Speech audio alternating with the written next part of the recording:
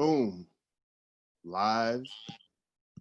How's everybody doing? Welcome to another A&R session where today we're going to discuss PROs, performance rights organizations, and music publishing, and all of those things work together. Have an incredible lineup today, and we can just go around and everyone can introduce themselves, and I'll start to my left with Mr. Soul Train, Sean Glover. Hey, you're for a stone groove, baby.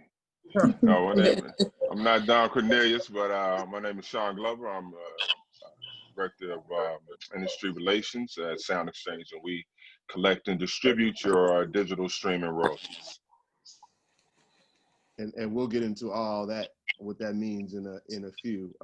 Next to my right, Tab. So, Tab, SVP at DMG Music Publishing, A&R at Def Jam for 8 years, songwriter, former songwriter, still a songwriter, always. Songwriter. Yeah, that's what's up. Kobie. Hey there, Kobie Brown, Senior Director of Business Affairs, Music Licensing at Sony Music. Basically identifying and clearing music before it hits the streets so that everyone gets paid properly and we're not working to enrich the people whose rights we infringed on. Very important. Who's next? Ian. What's up, guys? Ian Holder, VP Creative A&R and Sony ATV Music Publishing. I'm based out in New York. Prior to here, I was at BMI for 10 years. Got my start on the label side. Yeah, working with the top songwriters in the business. Always looking for more. So happy to be here. Byron. What's going on, everybody? Byron Wright, currently Senior Director, A&R at Blackmon. I also was at BMI 10 years and then transitioned to publishing at Warner Chappell Music. So I'm a talent, songwriter, producers, and I'm based in Of course, last but not least, the Queen. What's up, everybody? I'm Catherine Brewton. I ran R&B hip hop for BMI and had the pleasure of working with Ian, and ironic, Byron said 10 and 10 with both of these guys. So it's really, I guess, full circle to be able to have a platform that we can talk about kind of synergy and certainly support kind of what Eddie has going on here today. So that's that. Thank you. Again, this is a very important panel, very important information, especially as we, move forward with what the new normal will look like in our business. And, in some of these conversations and some of these post panels that we've been doing, I've been getting a lot of emails and texts about, hey, can you talk about music publishing? We don't understand it. Can you talk about PROs? We don't really understand it. So here we are. And, I want to go on and continue with Miss Catherine. And why don't you just let everybody know specifically what is a PRO and what do you do on a daily basis? So the performance rights organization is, I think for people who often say a publisher, we're not a publisher. We don't own copyright. We pay creators for their works once they're performed in any type of public forum. What I will say is, we've become the gatekeeper to some extent. I think the role of a PRO was pretty straightforward in my early career. You sign a writer, they start making money, they get paid, and then they're out. You really don't have a real ongoing relationship. And as the publishers grew and the bandwidth for creatives kind of became more of a demand in terms of their needs, we started to take on the role of not only connecting them with writers, producers with writers, and writers with producers. There was also a lot of consultation, meaning putting them with lawyers, helping them find managers. So it became really almost functioning in the role of a publisher and to some extent a label, but we're not. And I want to say that and say that clearly. So don't call me after this like, Heather, you said you were functioning as, that's not who we are. That's not what our mandate is. But I think because the publisher's role, although I think there's still a lot of publishers who do, you know, the sessions and really handle the high flying fruit, there's still a lot of newer guys coming in the game who we know are skilled and we know will be somebody. We take the time to do a lot of the development that's not being done once they are on the radar of a publisher, and certainly to a lesser extent, the record label. So we pay for their works and we don't own copyright. Our deals are 2 years. You sign, you get any type of radio play, digital performances, syncs, you make money. It's really simple. And we have become probably the most sustainable income stream. You generally will get a publishing check, and in most cases may not never see another check. And I may be in trouble with the publishers, but it's rare that you're every 2 years negotiating a publishing deal. That doesn't happen. It's a probably 3-5% that will see money that frequently. The PROs, if you make it, you can come back and get it. In some cases, you can have a balance and they will renegotiate a deal. But it's all based on what we consider pipeline, which is what most deals are done. So based on pipeline. How are you supporting your writers and your producers right now in this time of need? I'm sure you're getting lots of questions. We're busy. I want to say Bank of America when I answer the phone. We're looking at, you know, and trying to sustain our people. BMI's distribution was paid early. Our competitor had some trouble paying their writer distribution. Don't know the details, so I don't want to have people questioning me on it because I don't know the details other than a letter went out that said, hey, we don't have money and we're not going to pay. Our system is different, and I think what people have to understand is we are different. We provide the same services, but our payouts different, our schedule is different. We're paying 3 quarters behind. ASCAP is paying what they collect goes out the door the next quarter. So that was a bit of a quagmire for them. I think they'll probably recover and be back in a good footing, but I think it's important that, you know, you understand how the money flows and what the differences are in looking at it. So we're supporting. I'm busier than ever. I say this and wholeheartedly is I've probably been more productive home the last 4 weeks. We've been working from home now 4 weeks than I've been in probably 10 years because I've been focused and really allowing myself to be scheduled and not being pulled in 100 different directions and then being called out of the office. I'm home and getting, you know, a lot done, and I'm talking to everybody a lot more these days, and I'm talking A to Z. I'm on the phone with every week, strategizing. Yeah, I'm sure that we all have seen an increase in phone calls and obviously Zooms. I know I have, and I'm about tired of them. So same here. Segueing to the publishing aspect of things, and Tab, I'll let you start. You know, kind of give us your view and your perspective as an OG who, as you mentioned earlier, is a songwriter and understands the importance of a PRO, who understands the importance of publishing, and you've been at publishing companies, you've been at record labels, and now back at BMG. So why don't you kind of give your perspective on it? I'm just going to kind of piggyback off some of the things that Catherine said. I think, you know, a lot of us got our start in Atlanta. So Atlanta's very unique. Atlanta's Black Nashville, for lack of a better term to me. So what Catherine and Byron and Ian and her whole team initially were doing was like, it's a very grassroots level, you know what I mean?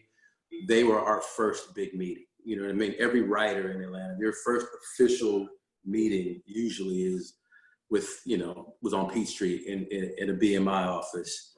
And, you know, if you were able to get a, you know, stop by Tricky's, you know, Tricky Studio, get a hit with Trick, with Dream, or Dallas, or Jermaine, or Rico, everybody, then you would get a call from somebody from New York or somebody from LA, you know what I mean? And then that's when the attorney game gets there and things get a little weird, and that's when all of a sudden, you know, it gets a little different. And then kind of moving forward from the grassroots level of a PRO, because I think what Catherine and them are doing really is undervalued, and people don't really understand it. Because well, now that John has actually put up a brick and mortar in Atlanta, it's going to possibly change some things for us. And it should have happened a long time ago, to be honest with you. Decades ago. It should have happened a long time ago. I don't know why, because when you go to Nashville, every publishing company's got a, but that's a whole other conversation, and you know how I feel about that. But what I'm saying, what they were providing a real service was to me, which was so dope. So eventually you get a right to hit record, you get a call from somebody from like Ian or myself, and, and then the check comes, and the conversation comes, and the bidding wars get going, and this and that. And then at that point, it's to me, it becomes about service. So I think one of the things that I always like to tell writers is that I've been a writer before. So as a publisher, to be honest with you, my publisher probably got me 25% of my cuts. So the majority of my cuts came from hustling, came from getting on planes, came from relationships, and you just kind of build your name. So publishers, to be honest with you, we the good ones do provide a service, a little bit more grassroots. I mean, a little bit more, I guess I would say, upper level grassroots after what Catherine and those guys do. When you sign with us, there's a honeymoon period. Like I said, okay, we promise you the world, at some point, and some of us deliver and some of us don't. So at that point, I think really what it comes down to is just for writers I always tell writers, you're your own publisher. At the end of the day, you have to be your own publisher. Just because you signed a check, don't stop the hustle. It's funny, I had a writer have a medium hit the other day and start calling for plaques. I'm like, well, why are you worried about plaques? Go back in and go write another one. Like, what? The plaques will come. Just stop that. And, it's funny because I said, I know that writer's from LA. Atlanta writers don't worry about plaques. We just go back to the studio every day and keep grinding. And that's what I loved about it all. So, Eddie, I don't know if I answered your question or not, but that's what it is. Absolutely, and I like those fancy plaques in your background. Looks like Alessia and Mary J. Those are all fancy. Got me those either. and just to talk some shit. Who have you written records for? I wrote "Take Me as I Am" for Mary J. Blige, which was a big record. I wrote "Wild Things" for Alessia, which was a top 10 pop record.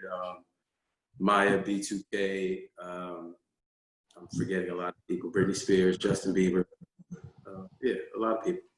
You forgot about this girl group named Destiny's Child? Hey, yeah, I forgot about that. Big song with the writings on the wall, yeah. That paid, when albums used to sell.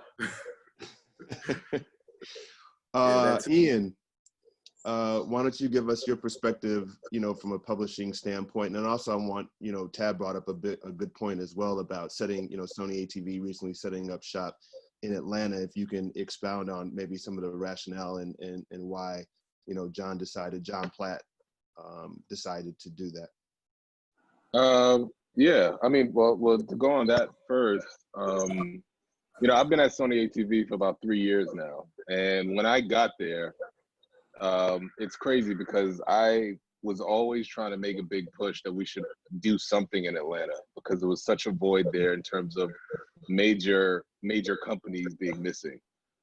So Atlanta gives up so much in terms of talent, music, to the culture and everything. We don't give enough back. And I just think it was imperative, even since my start at Sony ATV, to try to build something and to try to establish something. So I used to always fight for us to at least get one room or to come up with a fund for something, which, I did a couple songwriting camps, but to your point about John coming there, it took someone like John to really move the needle and really kind of say, no, this is needed now, and now we're gonna do this. You know what I'm saying? This doesn't get done without John. So the studio we took over was Dreamin' Tricky's studio called Red Zone.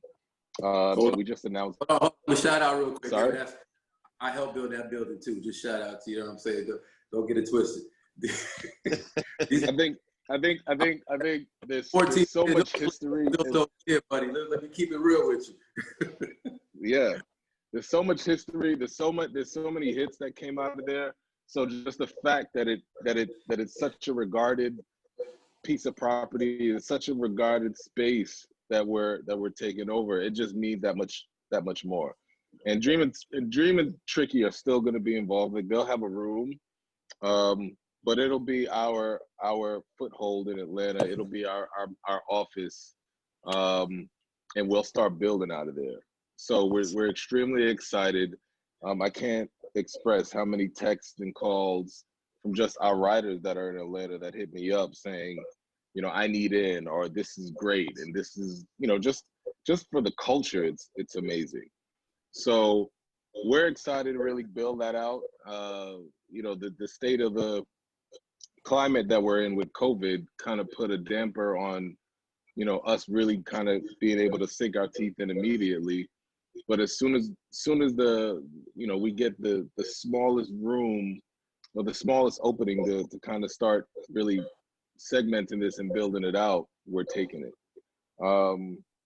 So yeah, so that's that. And then on another level, in terms of what you know, what publishing means, I think Tab touched on a lot of great points. But I think from a business perspective, the best way to look at what a publisher does outside of the creative, I'll get to the creative in a second. I like to explain it as 3 tiers. We collect your mechanical royalties, we collect your performance royalties from BMI or ASCAP, and we're gonna solicit and exploit your catalog through sync, film, and TV. And those are the avenues that you make money in publishing. From a creative standpoint, I think Tab said it all. I mean, if you're lucky to have a great A&R, yeah, they'll keep you, you know, they'll keep you in sessions. You know, I love to look at it as a space of helping a songwriter build their network. So that's coming up with great collaborations between other songwriters, other artists, even other executives, and making sure they know who's who and who's working on what at any given point in time. I view my role as just making sure I'm spreading a lot of information and making sure from when we start a business relationship, no matter what, we're taking this progressive steps forward in the time that you've been with the company.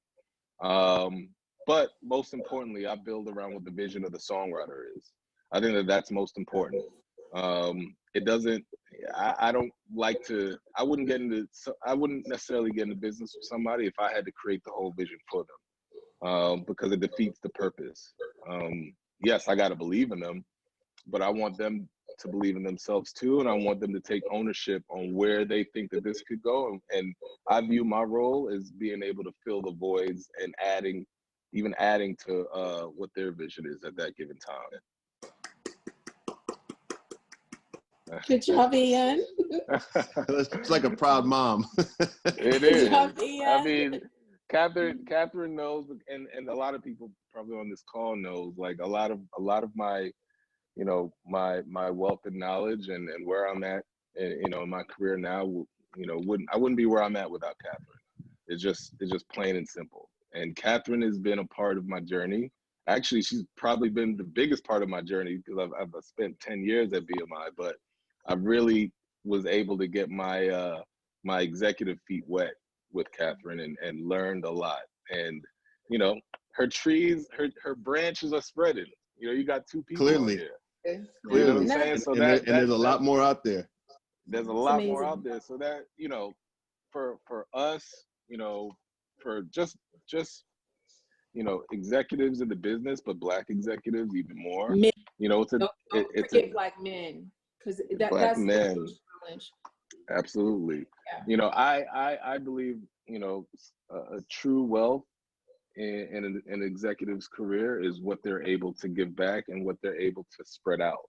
You know what I'm saying? You could have all the, you know, all the accolades and you know, your bank account could be great, but if you have, you know, branches from your tree that are blossoming and that are doing things, and then most importantly, they're giving back, to me, that's the truest sign of success in business. And I only hope to replicate what Catherine has done for us.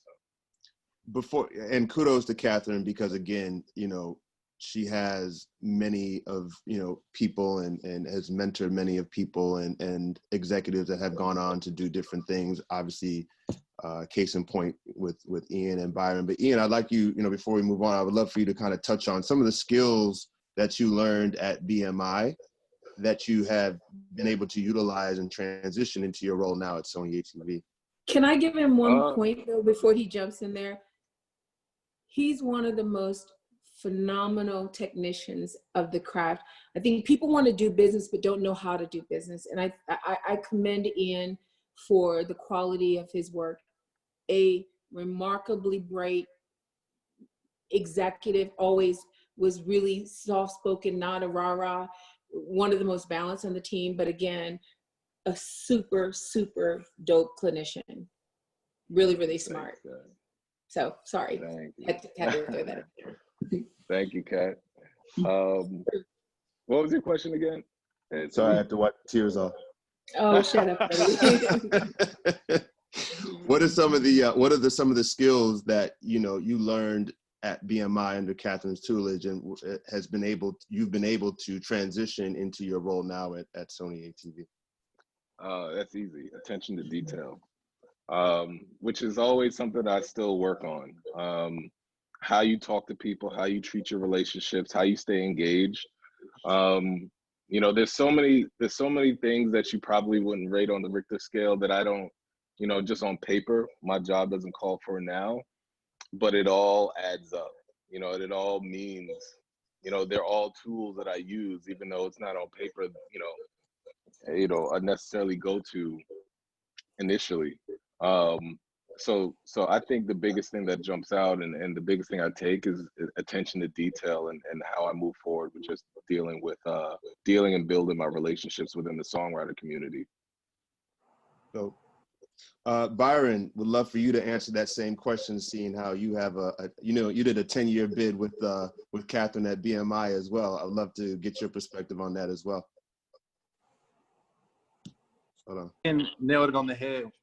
We both learned so much from Catherine, and I started working with her when I was fresh out of college. So coming out of college and joining BMI, that definitely allowed me to build my platform, my foundation, to be able to move on and progress in the industry. But yeah, detail.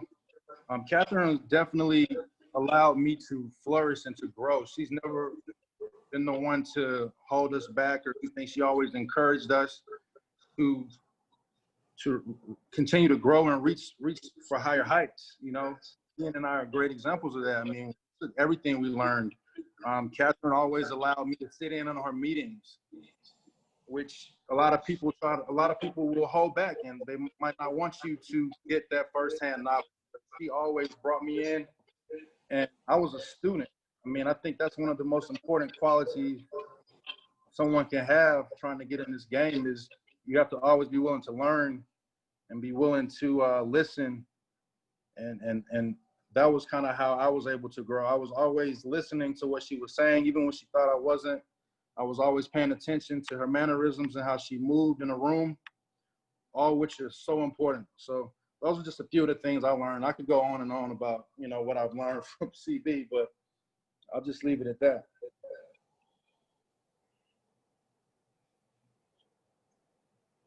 I can't hear you. I think everybody's muted. Yeah, I'm muted. Sorry, I muted myself when I was talking. So Byron, one of the things I also wanted to, you know, have you expound on, you know, we have a lot of college students that tune in to these, and you, and correct me if I'm wrong, we're fresh out of University of, was it West Georgia? Georgia, yep. Yeah, Georgia, and transition right into your role. Can you give a little insight on how that all happened? All right, yeah, Catherine, we talk about this story all the time. I mean, I worked for the city of Atlanta for a brief period before I went to BMI, but I was always, you know, trying to make my way into the music business. And, you know, the story is I met Catherine at a music conference.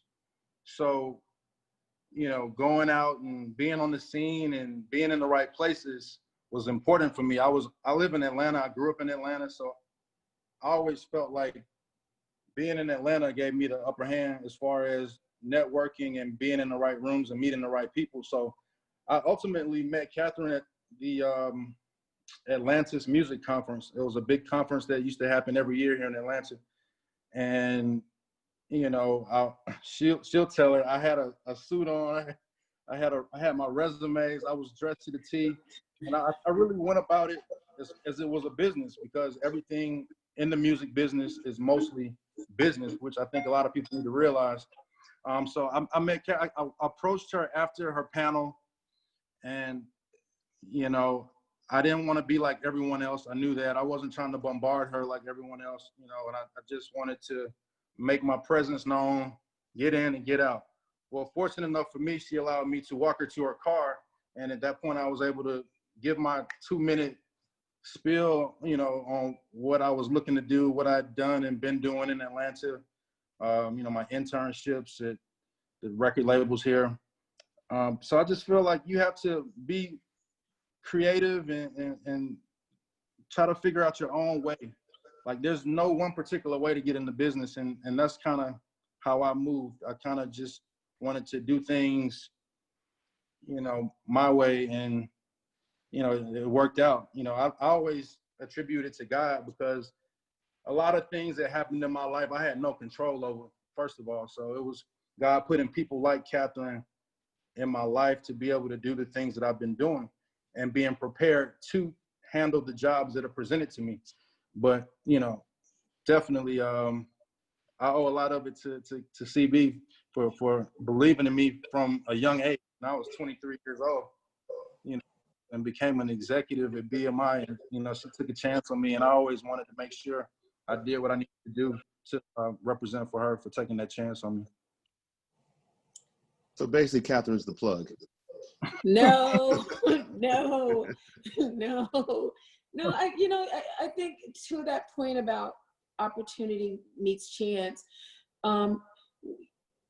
we're all in a position where we can give back and really change the trajectory of people's lives. And I never took for granted me being the first Black officer at BMI and opening an office as a Black female and being a check writer in Atlanta that, you know, could change people's lives.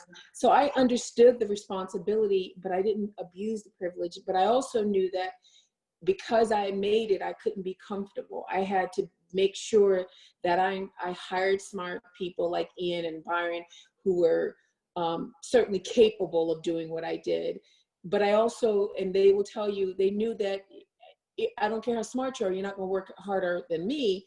And I led by example. So I want this generation to understand that it's a different day and time, and the chances that you will meet people are few and far between, because we become more segregated than ever.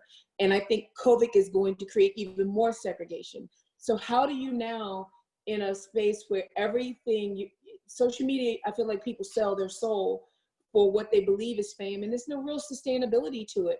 How do we now sustain when we can't go hustle in the streets and run up on people, because that's not going to be okay anymore.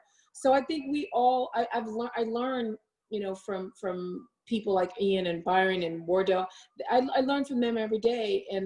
But I know that also with each day that I walk into that office or now in my home and I engage my crew, I'm pushing myself to learn more and to make sure that I can extend the olive branch and hiring kids of color that are able to get into our internship program. So there's a lot of nuances to it. In a business that you think where Black music is really doing well, we're getting our fair share of the pie. It's just not the case. A lot of our buildings are being ran by people who are not really consumers of our music. They just decide based on analytics how it's going to be paid for. So we have to be smarter and than we were maybe when I started.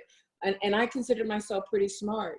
It's a whole different landscape that we must really dive into and understand the nuances of it, or we're going to continue to get a small piece of the pie. I want to come back to a few things that you said in a few minutes. I want to give Sean and Kobie a chance to really kind of dive into what they do.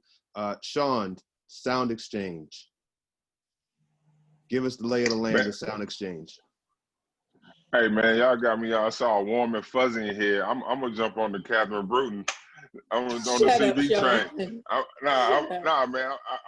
You know what? This time is giving me, you know, a chance to give people their flowers while they can still smell them.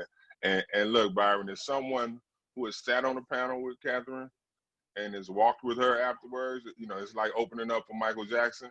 I know what that's like. And listen, I'm getting off. There's a lot of gatekeepers, and everybody on this panel can attest to this in this business that really get off on being gatekeepers and don't like to share the knowledge. And you know, Catherine and I, our companies are not in competition. We share information and we help our constituents out when we can. And she definitely shares that game. So that's just one thing that I've always remembered and stuck out about her. So I'm gonna jump off right now. Okay, enough of that. Thank you. But no, so just in a nutshell, I mean, SoundExchange, we're kind of the new guys on the block compared, you know, as far as PROs go. But in short, we collect and distribute the digital streaming royalties. So all the music that is streamed on the web, cable, and satellite, with satellite just being one company, SiriusXM. But even the AM/FM terrestrial radio stations that rebroadcast or have simulcast on the web, we collect, by law, we collect those funds and we distribute them to the artists directly, which is very important, and the copyright owner, or for those that hear, whoever owns the masters. We've been around for maybe 12 years. In short, what Congress did was, as you know, on AM/FM radio, there's no performance right. The United States is one of, you know, a few countries, really 4 countries, that don't have a performance right. So when you hear a song on the radio, you know, RSPCT by Aretha Franklin, when you hear that on AM/FM radio, Aretha gets 0 for performing that song. Otis Redding gets paid, his estate gets paid because he wrote it. And everybody else associated with that song gets paid, but not the performer. So what Congress did not so long ago, when the music industry flipped on its head, when everything became digital, they said, hey, we kind of screwed up with this. We don't have this right, but for this going forward, these royalties, these type of streams should be paid royalties. So that's how SoundExchange was born and birthed. And then there's a lot of other nuances with that.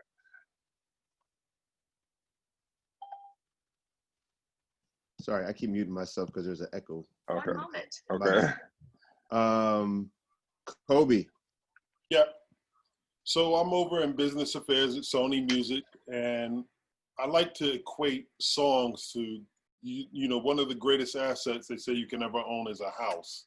And I think a lot of people who are listening, I'm assuming most people are college students or young aspiring artists, producers, executives. Imagine the song that you create being the same as a house.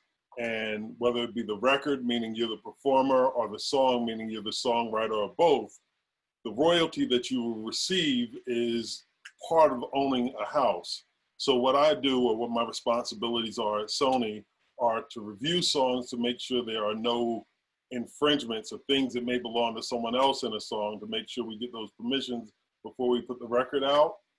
Because what you will come to learn is that people who write great songs, those songs come back again and again and again, over and over again. But if you're writing a song and you're not getting the proper permissions and making sure that you have full ownership of that song or some type of control based on your contribution, then 20, 30, 40 years from now, you're not going to be able to benefit from that. And I don't like to be long-winded, so I'll make this really fast.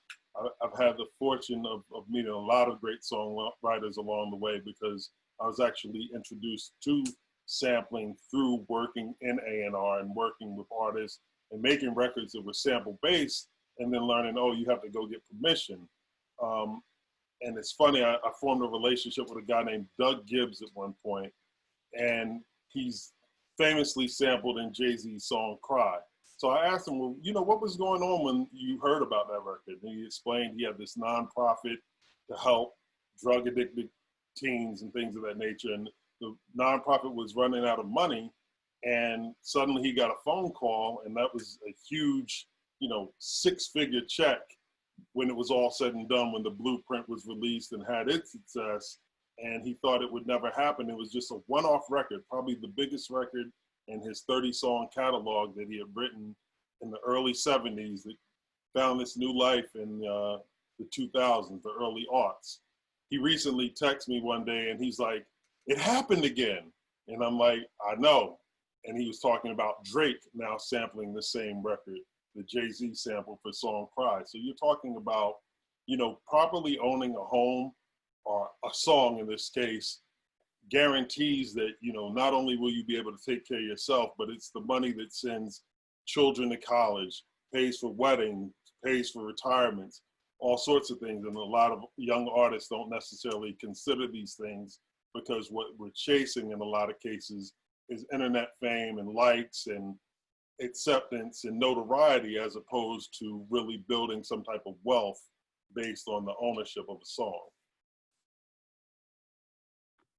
Perfect.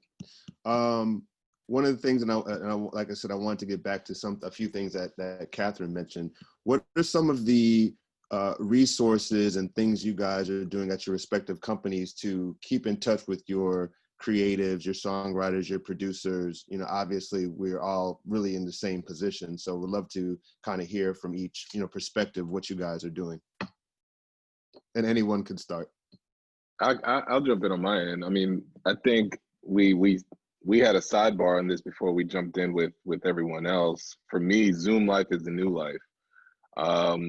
You know, and I'd also say this: I love to find opportunities in you know, not the greatest situation, and I'd say the opportunity in this is in a weird way, it's actually gotten me a lot closer with a lot of people that I wouldn't even have thought to. And the reason being is because, you know, I don't have to wait, you know, a month before I go back out to LA or, you know, I don't have to wait, you know, a couple months before I'm able to go back to Europe to meet with some of my songwriters or some of my executives, or some other, you know, any network that I have all over the world.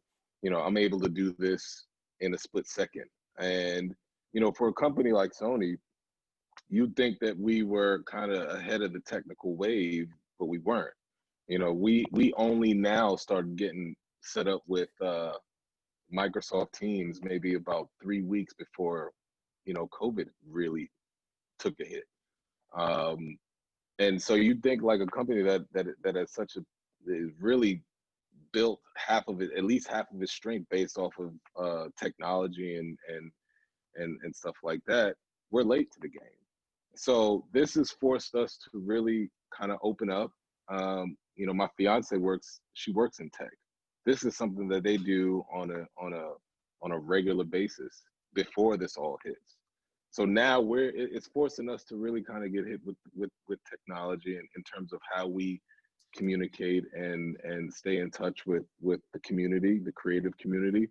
But in some ways specifically that I've been able to do it is literally doing Zoom meet and greets with artists and writers who, you know, from a standpoint probably wouldn't have been able to do this, period, because you wouldn't have had the time to have, you know, there wouldn't have been the exact opportunity that they're in the same city. You know what I'm saying? So sending tracks back and forth, having meetings on Zoom and being able to, you know, share screens and share music that way in real time, it really kind of trims a lot of fat for a lot of the creative stuff that I need to do, and we made the best out of it.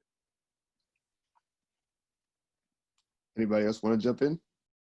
Yeah, you know, it's interesting because I think the industry was built on a lot of, I think, smoke and mirrors. When you talk about infrastructure, I think there's this belief that everything's seamless and, you know, we're not brick and mortar. We are in the building standpoint, but that everything's super high tech. And I think every company struggled. You know, we don't have the cloud because there's some belief that it's too, you know, there's too many liabilities with respect to people being able to get in and grab content. They had to rethink this in COVID. Again, we had Microsoft Office, but it wasn't used as a tool. Zoom, we didn't have access to. But what I love about what COVID has done, as sad as it is that people had to lose their lives, I think globally we have become too dependent on a movement and not being cognizant of the fact that sometimes these types of moments are really, you're present. People have to be present, because if we were coming home from work, how many of us really would be focused enough to sit down and do this? So I think there's a real lesson that's being taught to everybody who really are paying attention, that as a business, we needed change. And I think we needed to really fundamentally start to operate differently. I'm talking to Nashville writers. I talked to Dallas Davidson and a big country artist who wanted to collab with John Legend. I was able to call Hassan. Byron connected me and connect them about a song he wanted to put out. So these things were happening, but the expedience in which things are happening now is amazing, because people are available. Kenny Chesney, I signed, dear friend. He was about to go out on a tour. He said, Catherine, I'm going to lose $80 million this year. I have 100 people. I want to make sure my people are good. But we will survive, and I will go back next year and regroup. So life lessons, nobody's immune from this. I hope our community reset. And I think the value system that's been set by the hip hop community, my prayer is that we all take a look, and I say we, I don't do hip hop, I sign everybody, and we all deal in this space. But I think we have to reset our value system, because I think we went down a rabbit hole a little bit. Mm-hmm. Well, I think you hit on something very important, is that the live component is going to be, and I've spoken to a lot of my friends who are at various— No more, as we know.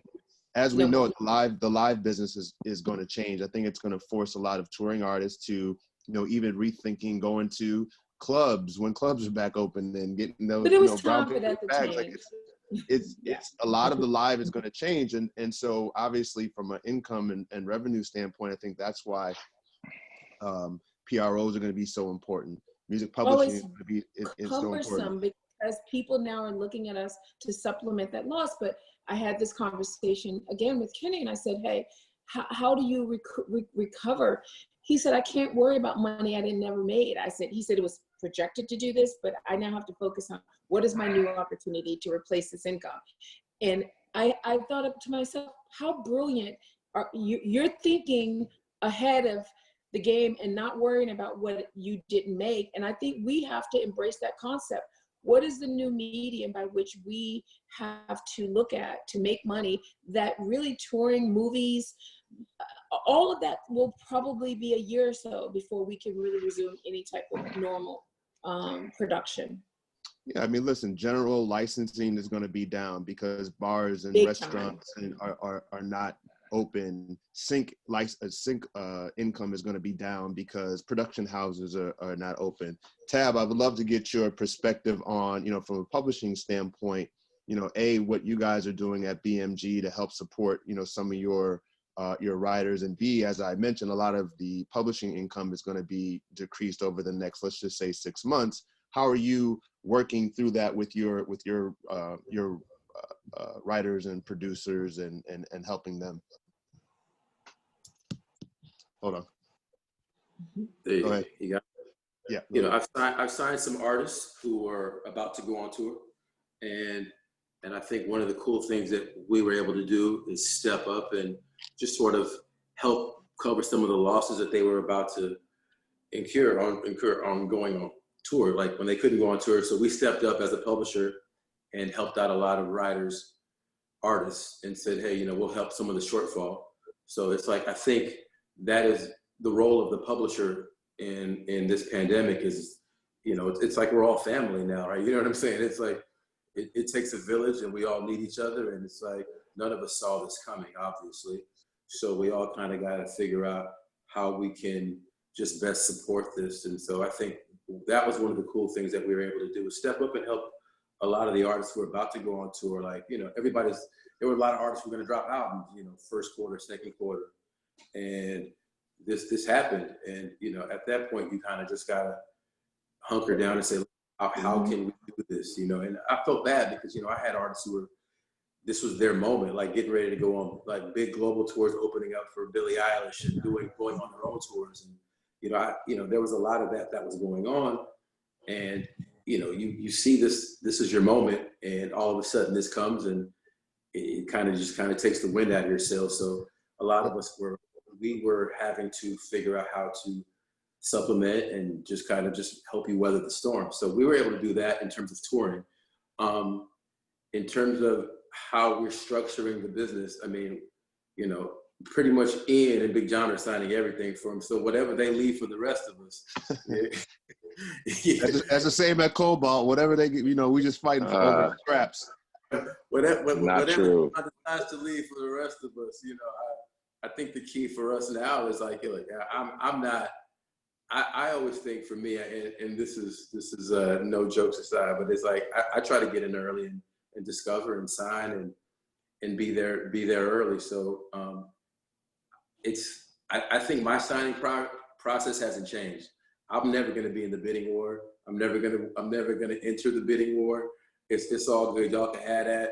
You know what I mean? So I try to develop and sign early. So, you know, I'm here for the $250,000, $300,000 writers and artists. You know what I'm saying? So for me, that's my price point. That's where I get down at. That's where I like that's the world I like to live in, to be honest with you. I love discovery, to be honest with you. You know what I mean? And that comes from being at a record label too. It's like you know, it's never about research for me. It's about how you feel and how you care. And I think we all the same way. I'm just giving Ian a hard time because he has a big checkbook.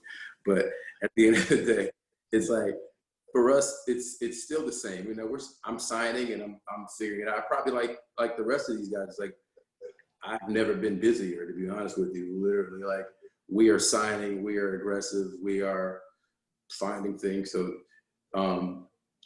this pandemic hasn't done anything but make us work harder and be more productive, to be honest with you. Ian and Byron, are you guys at your respective companies, are you guys still being aggressive with signing, you know, for Ian writers and producers and Byron for artists? For me, absolutely. I mean, I've actually started and closed deals throughout these times. So yeah, we are still being aggressive. But like Tab said, we've had to find ways to kind of, you know, get creative with things too. But that's you know, that's been the beauty of it all, is that it's forced us to be creative. It's forced us to kind of find how to really push the envelope without the skill sets that we're used to. You know what I'm saying? And like I said, through tragedy comes great opportunity to really kind of change a lot of the ways we go about business, and not only change it but improve on it. So we've been incredibly busy. Oddly, I wouldn't have been able to guess it, but actually more busier than even previously. And I don't even know how that's possible, but we have been. But I think it's the same across the board for the industry. I mean, I'll let Byron speak, and even to speak on that, like, we just had to give an example, we Sony ATV and Epic had a full Zoom meet and greet between both A&R staffs, with having like 40 people on a call. So like I said, it's finding ways to kind of really stay connected, really deepen our relationships within the industry, both creatives and other executives, and you know, we're staying incredibly active throughout it all. So can AWOL and Cobalt get some FaceTime with Sony ATV or no? Absolutely. I asked you for that already. So I asked you about that last week. I know. Byron, your perspective, my brother. Business as usual, just at home. I know Kobie will tell you we've got a lot of music that's still coming out. A lot of music that we're still working on. With the whole studios, with us artists not being able to get in the studios, we've put studios in our artists' homes. A few of the newer acts that I've been developing, we've put home studios in so they can continue working, and just really getting more involved internally with the team. You know, I've been able to really get on the phone and really build with folks that, you know, everyone's always moving fast. And the call we had with Ian, with the Sony ATV team, you know, we're really finding different ways to be productive during this time, because we all have time. So we're just using it to the best of our ability and making some positive things happen. So it's just, it's business as usual, just at home. Sean, I want to just get some perspective from the SoundExchange standpoint, and, you know, had a few questions. So for somebody who hears their music on YouTube and other platforms and they're registered with SoundExchange, but they're not seeing any payments, can you give some perspective as to why they're not getting their payments? Yeah, that's one of the #1 questions we get, and it's because the license, the law that we administer for is non-interactive. So it's radio-like, meaning that when you hear streaming, you know, streaming is either, you know, there's a lean-in approach or a lean-back approach. You can just say, I want to hear music that sounds like this, or you can say, I want to, you know, you can sort of curate a little bit of what it is that is a little interactive piece. But for some stations, it's deemed non-interactive by law. But radio-like, but just in a digital platform. So the listener has no control over what they hear. Just like with the radio, you may call and request a song. I don't even know they still do that, but you can call and request a song, but you're at the mercy of the PD.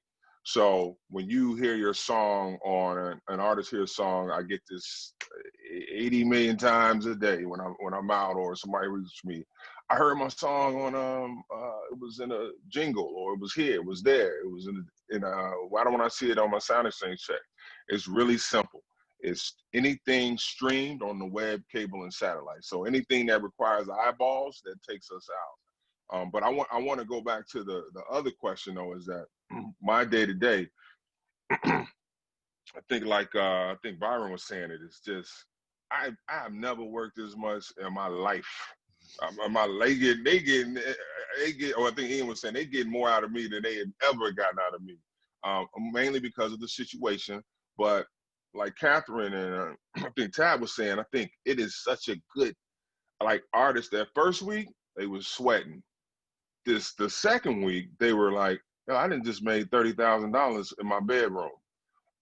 So the creatives the juices are flowing. Like, we're going to come out of this, and not just music. I think everything is going to be different and reimagined. Like, big corporations can't say you can't work from home anymore. That shit out the door. I don't see corporate real estate rebounding from this. It is much cheaper. I'm not going to pay somebody. I'll pay you more to stay at home and get more work done and commute for 2 hours or 4 hours, depending on what it is.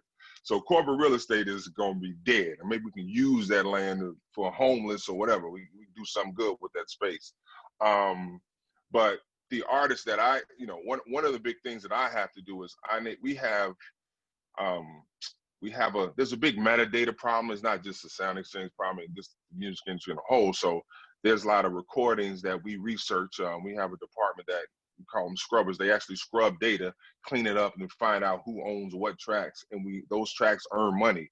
They're not always reported to us in the right way. So there's a lot of balances. There's some unpaid balances. So I have to I don't like using find these people, get people to register to get this money out of the way. This new time, everybody at home. Like, it's a good thing, it's a bad thing, because they know my ass is at home too. So it's just a double-edged sword. But it's really good, because I'm like the anti-bill collector. If I'm calling you, I got money for you. It's a good call. Or you've moved, or wired and bounced back or something. So this is a great time. Artists, creatives are being way creative, and if I can speak candidly, they're always gonna figure it out. We always gonna figure it out. We're gonna eat.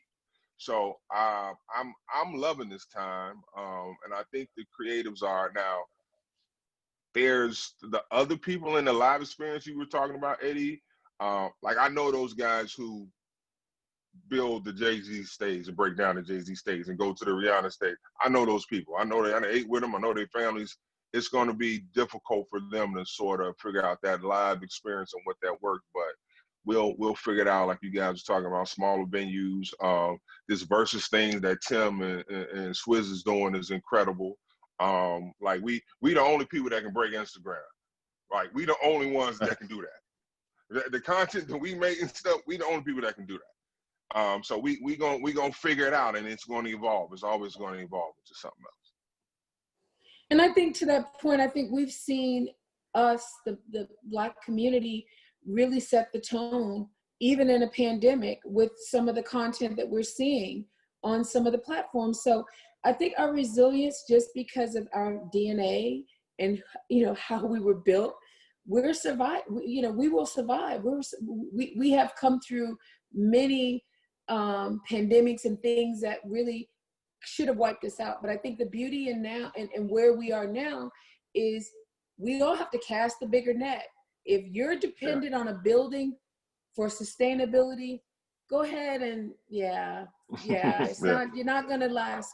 And if this doesn't really make us all look at every aspect of how we make money, how we spend money, how we invest our time, then again, day job is your future, and that's fine because we all have one. But that should not be the pinnacle. That should not be the bar. We should always be aspiring to have multiple streams that we depend on to support our lives and livelihood. So we will survive this, but it's going to be a new footprint in the game. And content is always going to be king. We've seen this time and time again, but we will see it disseminated in a different way. And just like digital leveled the playing field, we were always told, oh, Black music doesn't really play as well as pop. What is pop? I don't even know that's been the big scam of all scams, but that's another conversation. Then digital, started happening, and there's billions of streams, and now we are the most consumed genre, which I think was always the case. But buildings were able to spin what they wanted to be popular. So we have to know the business aspect and know the nuances and the backstories. You can't get in a game where you don't understand the game. So I think it's important for those who are listening, understand the game, understand the business of music. It is a business when it's all said and done, but also understand that even if you're making money in music, is that enough? The pandemic demonstrated it's not enough. Nope. There are billionaires who are in trouble right now. I also want to say this. I also want to say this. You brought up something that's very important, and I would be remiss that we are a very resilient people. And my dad brought this to my attention. And this is totally off topic, but the Black people don't scare easy. Like we got to see some shit. Like we done survived a bunch of stuff, but I do want us to take this virus very seriously. Like we need to see the towers being knocked down. We need to see something that's got to be tangible. And we're used to overcoming stuff, but we're the most people that are dying from this virus, and I want us to take this serious. Please, and spread that message. This is not a game. Too many Black people are dying, and young people are dying. But we spread that message, especially in Atlanta. Oh, it's ridiculous. But for all the great stuff, and Tab and Byron knows this, for all the great stuff that Atlanta has done, they also on their watch, there's a lot of foolishness that have permeated out of this city that, again, culture is what they call it. I call it foolishness. I think it is somehow set the tone for who we are as a people. You are somebody in Atlanta, you got to be a housewife. I'm not. I have a real job, and so we have to separate fact from fiction, and social media has driven fiction, and somehow it's became factual. Know the difference, people, and again, know that we have to create sustainable ways to be able to feed our families, and know that I can walk in tomorrow and be a mom. It's like, oh, you're good now, and I'm good with that. I had a mom who believed in legacy. Understand that in your plight for success. All the pictures and all the stuff that we see, 80% of it is smoke and mirrors. Ask somebody to show you a bank statement or how many homes they own. Forget the cars and the jewelry. Forget the jewelry. Eddie, if I can kind of add on to what Sean and Absolutely. Catherine said, I think what's also important is to realize that since I think what these past 8 weeks, that's just the number I have in my head, have shown us is just how much our creativity obviously drives culture. Everything. Listen, but there's currency in culture, we know that, but the next move after COVID should really be creating and controlling the highways on which this culture travels. Talk that talk.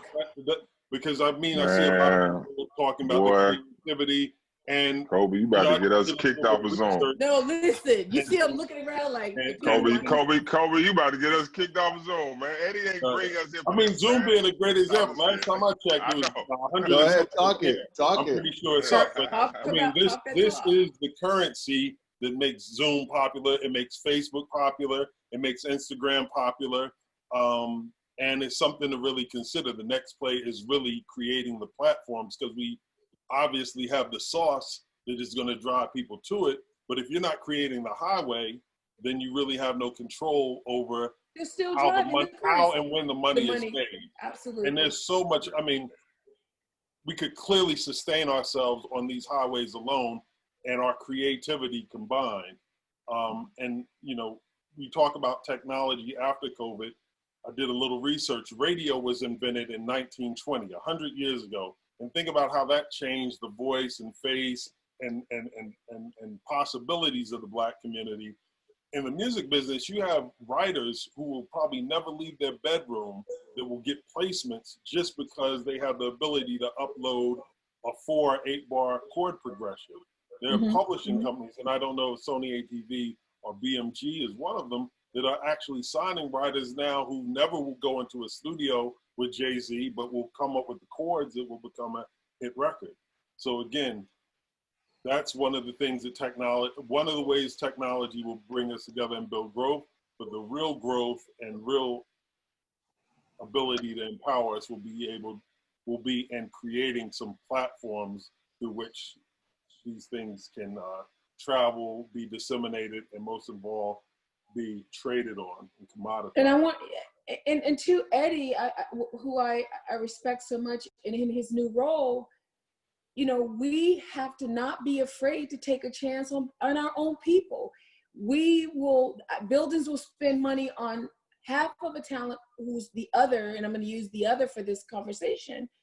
And then we'll sit in these meetings and we will yes them knowing that that deal is not fair, but a deal for somebody who's far greater and more competent, but we won't stand up. And I just can't, I will never be that person. So to Kobie's point, let's start figuring out the lane that allows us to employ our people, to empower our people, to be in a position where they're sitting at the table, or we will continue to get the crumbs that's left on the side because we are afraid, because I need my job, I have kids. Yeah, those days are over. Like we have to be scared, bold enough to say, this is not fair. And I'm okay if I have to put myself on the line. And Byron and Ian will tell you, I will never sit in a seat that I can't speak freely about what I think is fair. And I will defend what I think is fair. We've got to be more empowered in our positions to now start to level the playing field. Too many of them get fired and go to another building in a greater role. And then we're struggling to try to get somewhere when we've earned a seat at the table we're at, and then we get fired and then have to defend ourselves to get another seat when we shouldn't have really been removed from the previous one. Yeah, it's a little, it's different. That's what I'm gonna say. And a lot of that starts with the information and being able to share the information, and more importantly, not being afraid to share the information amongst ourselves. Like, you know, for example, Ian and I have known each other since Sony Urban, when he was an assistant and I was an intern, right? We've known each other for what, 14, 15 years? You know, I've known Kobie, you know, because you've been at Sony, what, 16, 17 years, Kobie? 16. Yeah, and you know, that's how I have my relationship with him. Sean, I don't even know Sean like from the SoundExchange aspect. I know him because of rocking, you know, being Common's right-hand man. and that, like, you know, Tab and Byron, and of course, Catherine, like, we all have a relationship. And to talk about the creativity and being able to be in this position, be in this pandemic, everybody being, you know, no one has a leg up on each other. Like, we can't go to the studio. Level the playing field. You know, we can't roll to the club and spend our corporate card. You know, Catherine can't go and spend her $10,000 corporate card, BMI corporate card, buying a bottle.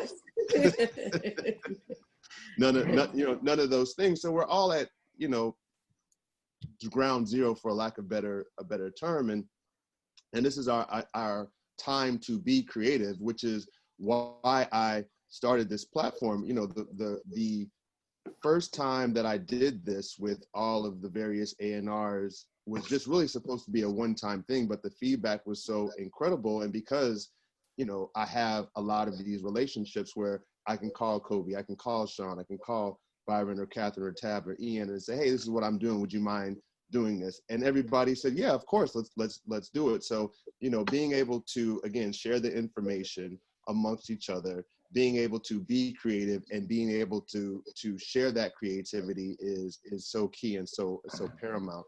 I want to start to get into some questions, but before we do, I want to put a scenario out there because, again, the information is so important. So in a hypothetical situation, I'm a brand new manager. I'm really a homeboy who has a friend who did a song and it went on SoundCloud and it's streaming crazy, and he called me and he said, would you manage me? I don't know shit about the music business. I just know that one of my homeboys put a song out called Hot Shit and it's streaming crazy. I have labels calling me, Byron's calling me, I got publishers calling me, Tab and Ian are calling me. What am I supposed to do as a brand new manager who has an artist, and I'll use that in quotation marks, who has put a song out? Also to that as well, the producer of that song used a sample from Splice.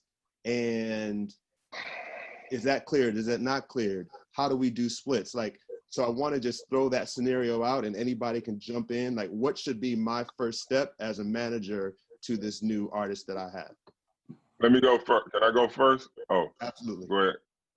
Good. First thing is this is the number one pitfall of this scenario you just made up, as far from a SoundExchange lens that we get. You make a song, you might just tweet it out. Once you send that song out in the digital space, there's a very good chance that it's going to go somewhere else.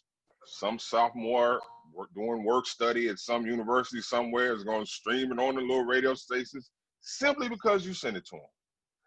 I'm going to get the logs and then somebody going to pay us for it. And because you sent it out, you had no information on where I send the money, that money is going to sit there till we find you. I would say label your music correctly. Register with SoundExchange and don't forget about it. And it will earn money. If hot shit turns out to be the hot shit, you will get a check. But make sure we know who to pay, where to pay, and you know how much you want the IRS to take or not to take by not sending us a W-9. And I'm done. Now I'll let the other experts take it from there. Let me just say two things. I say no two managers are the same. So if you know, everyone has their strong points, the first thing I would recommend is find a mentor, whether that be the attorney or whether that be someone who's worked in the business or is working in the business who has some experience. Because as a new manager, and especially a homeboy who just is along for the ride, you're not going to know everything at all. The second thing is, and I'm just touching on this because you asked about Splice.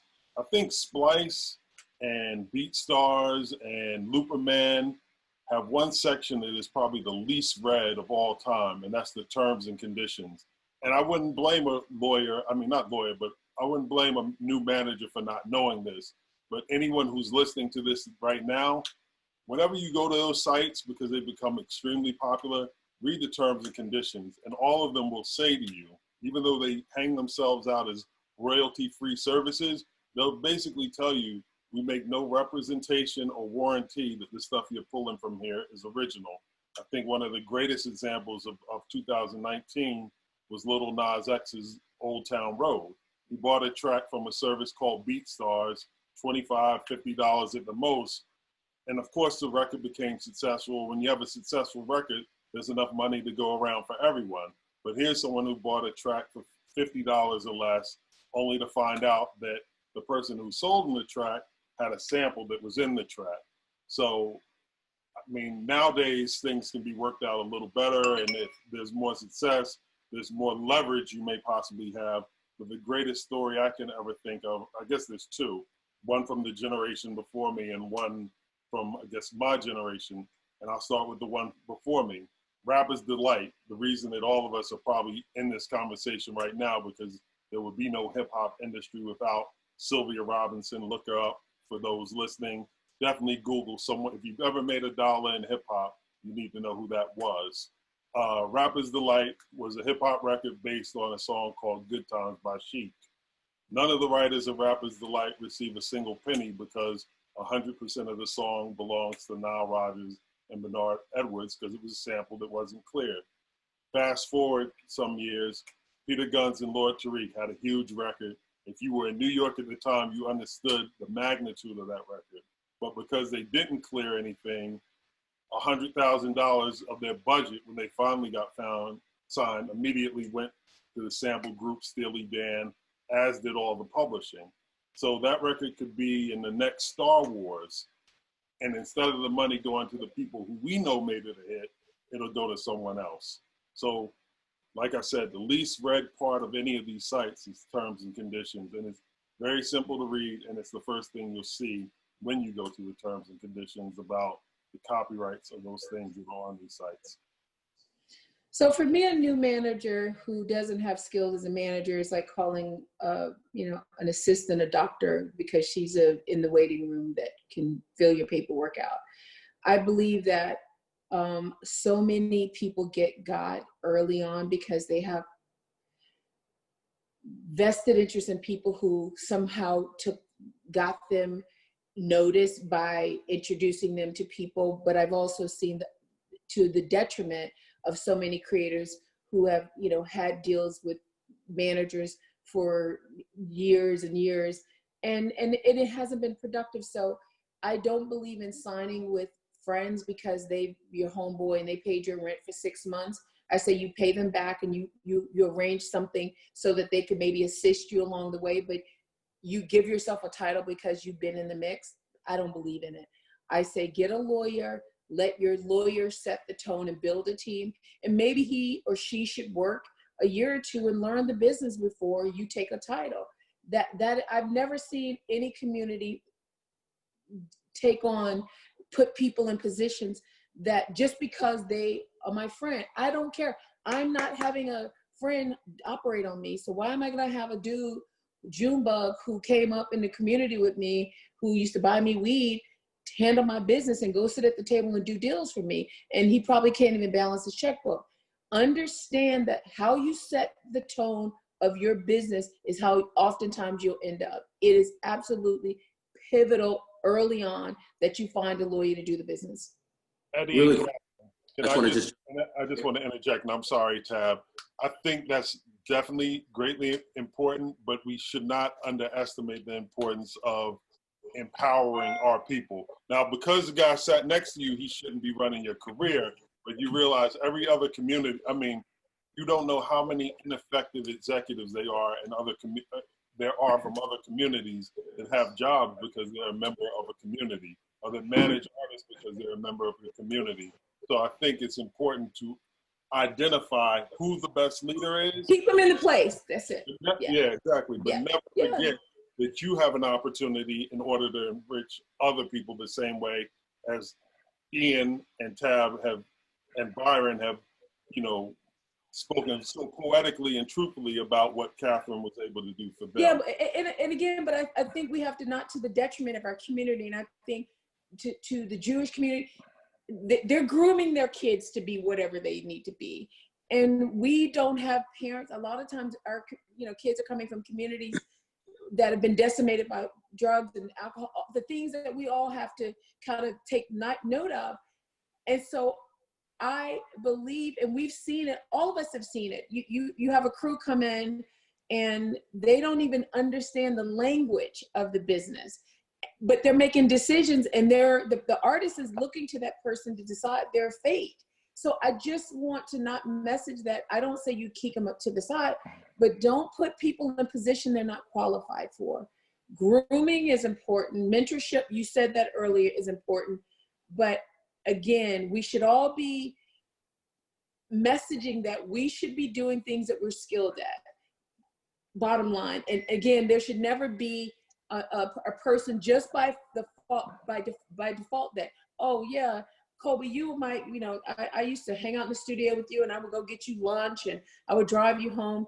That just by the mere fact that you were in the mix, you get a position. I don't think so, but that's. I didn't know that you knew Junebug, Tab. I mean, Catherine, I didn't know you knew Junebug. There's a Junebug in every community. I'm on every block. There's a Junebug on every block. You know that. But we have to be business stewards of our community and messaging that we empower each other by holding us to a certain bar and a certain standard. And Ian and Byron can attest to the fact that I took chances on people, but because I took a chance, I didn't put people in position they weren't ready for. When they were ready for position, I put them in the position because they earned it. And when I couldn't do any more from them, the greatest asset of a good leader is being willing to release somebody when you know that they've hit a ceiling where you are. And I will never stop somebody from doing great wherever that is. And we will always be a community, and they will always be my family, because I understood that BMI was not the final stop for Ian. BMI was not the final stop for Byron. There were greater callings on them. And I never took offense to that. I know leaders who like, oh, I put you on and you're going to leave. They ain't that vested. It ain't my company. Love them dearly. And we still talk often, but understand that if you pour in and you can release them to do what they were called to do, that's your greatest gift as a leader. And too many Black people don't own that. They feel like they own people. I don't own anything but good shoes and handbags. We've seen, ma'am. We've seen. Just really quick, I wanted to Eddie, to your point, the hot shit scenario, that song, and that happens. That's twice a month in this business now. It definitely is. Don't be afraid to ask questions. You know what I mean? And I think that's one of the things that young managers need to do. They need to get on the phone. And you have a PRO in Atlanta, you have a Catherine in Atlanta, you have people in LA, because usually that 9 times out of 10 that song's coming out of the South or it's coming out of the West. You know That's it. So a lot of times use your resources. So if you are sitting on the next hot shit or whatever it is, please use your local resources at the end of the day, because it's funny because I go into certain labels now and I sit there and I see it's a bunch of kids with laptops that are literally sitting there, and all they do is they just wait for the next hot shit to get there. And then somebody's gonna go ahead and, like a vulture, come get your next hot shit, and they're gonna throw a check at you, and they're gonna steal your ownership, and they're gonna do this. And literally, I'm not calling out labels, but you can walk into an orchard or whatever, and you can just see that's the new version of A&R. Mm-hmm. It's searching for the next hot shit. So please, to those kids who are close to the writer, to the producer, use your local resources. Talk to Catherine, like she's there. Talk to her Ian, her new Byron, and at the end of the day, she's not going to try to steal your copyright, brother. She's going to help you get and grow your business, direct you to a good attorney, and keep the record, keep those royalties within the community, so you can kind of build your business at the end of the day. Use your local resources. Sean, one thing I want to touch, I know I'm talking a lot, but I want to make sure people understand that there has been a big, I call it purging. There's a lot of catalog sales that's happening across the country. What does that mean? There was an era in the 60s where a lot of the African-American artists they basically, their catalogs were purchased for peanuts that are worth hundreds of millions of dollars. In the last 5 years, I've been privy to just way more catalog sales of Black people that It's troubling in one respect because I feel like at the end of the day, you have insurance companies that are in the game, you have banks that are in the game buying catalogs, you have publishers who started, and then the other ancillary industries saw how profitable it was, and you had them now buying into catalog sales. Understand that there will be a time where you can sell, and I know a country artist who's on his third sell, but the expedience in which he's been able to write hits and cash out and then write another, 10, 12 songs and cash out.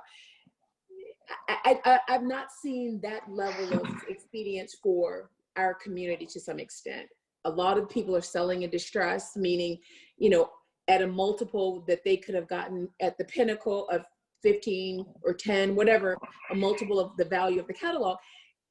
I want us to understand that it happens, right, wrong, or indifferent, whatever decisions are for people to sell the catalog. But I think we're losing our footing of our music and how we will be able to control what our music is used for. Conceivably, a Sean Garrett song, and I'm not saying he sold, but it's public knowledge he did, could be used at a KKK rally because it's not his content anymore. So understand the implications of it. We now, who have created and built a certain sound, we're giving it up to entities that are not us to say that they message it, and it's important. But I think we also just need to understand the implications of that for for copyright owners on this call. Yeah, there's a big check involved, but it's a dangerous precedent. We need to have one of these conversations. What Catherine's touching on is much deeper than that, because that is pervasive going on. We should ask a whole separate kind of another webinar, catalog sales, because it's happening. We don't should have a part two. That's part. Yeah. That's another part too. Yeah. Because Merck is out here snatching it up. Well, I would say, and banks.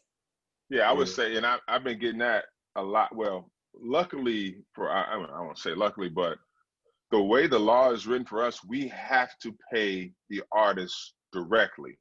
So artists tell me all the time, they come to me like, oh, I got to do this over here, and I got to pay this person, and I got to recoup some costs over here. Our position is, I'm going to send you your money. You do with it what you want to do with it. You're right, Catherine. That's been bubbling up. I mean, like this week, big hip hop artists called me. One legend, one current, and was just talking about like somebody approached them to get a piece of, and you know what they really want too? They want them hits. Like they told them, I don't want your whole catalog. I just want that shit that's gonna live forever. That, that royalties. I'm like, you are living off of royalties right now. You ain't touring nothing. That's what you earn that. So I said, look, well, I got to pay you directly. I can't, divert it somewhere else. But that is a problem. You right, Tab. That's a whole nother. There you go. Your next webinar, Eddie.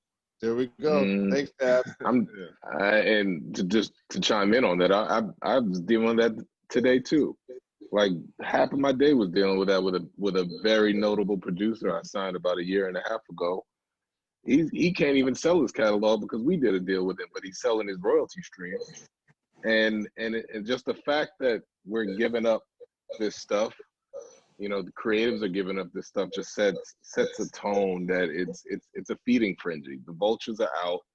They're looking for any type of way in, and they're looking for hits, and it's crazy. It's a different playing field the way things are right now. Yeah. I want to give Kobie looked like he wanted to say something, and then I'll give Byron the last word on it. We talk about this because it's not much different than the first major catalog, or at least record catalog to ever exist, that being Motown. And and we're talking about a company that the masters was sold for $60 million. We're not talking about the publishing. Masters alone was sold for $60 million. So in my world, I think about sampling, and I think about an artist like Willie Hutch, who was signed to Motown. Or I think about the Jackson 5, who, in order to leave Motown, I don't know how they were able to do this. In order to leave Motown, the Jackson 5 had to forfeit all future earnings. So anytime you sample Michael Jackson and the Jackson 5 from Motown, they receive no royalty payment. So they took a big gamble leaving Motown. But for $60 million, that catalog was sold. And Willie Hutch is an artist who never really had a hit on Motown, but he's had hits with UGK and Pimp C and Bun B on International Players and Outkast. Dre. Right? Yeah. He had that. He had a hit on Usher's album with Superstar, his song from the Mac. He had a couple other hits with 3 6 Mafia. I mean, countless hits from records that were never even singles. So that goes to speak to the power of catalog. I was fortunate enough to go to school with guys whose parents may have written songs in the past. I got one buddy from college whose father wrote a record called Shaboom Shaboom. It's been in cars, it's been in countless commercials. We could probably turn on the TV in 3 months, it'll be in another national ad campaign. Well, this is a song. One song has paid for my friend to go to college, his 3 children to go to college. I mean, we're talking about generational wealth created by something as simple as one song. So it's really the greatest asset, again, that you could ever own, and something that you should really consider if you're going to get into business. Because the careers are going to become shorter and shorter, but a hit record lasts forever. Byron, if you have something, you look like you had something to say, go ahead. When I was at BMI, that was a scenario that I saw a lot. And I feel like at least they were coming to get help. I dealt with a lot of managers that, you know, they were in that same situation. They were trusted by the writer, the producer, or the artist. So, you know, they were at that point, you know, representing them, but they would use BMI and use their relationship to ask questions and get answers. And I would connect them with people. And that's kind of why it's important to get affiliated, you know, and get connected with your BMI or your ASCAP or whoever you're with, you know, so that you can have that foundation. And then when you get to the point where you're really taking off, you know, you can get referrals. You know, it's nothing for us to refer you to people that fit. And that management piece is so important, because I don't think artists and writers, people realize that that person is a representation, is an extension of you. And you want to make sure you're being represented accordingly, because that's going to determine a lot of your success. You know, if you're not represented by someone that, you know, people want to deal with, that could definitely be a hindrance on your career and you progressing and moving forward in the business. So I think you should really utilize, you know, your BMI and get connected for situations like that, especially.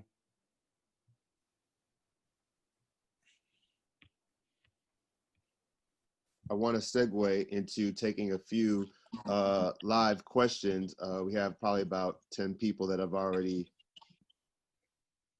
put their hands up. Let's start with Avi Cantor.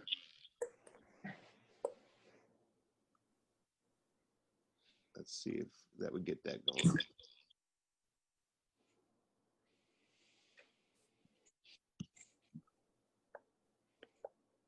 We good?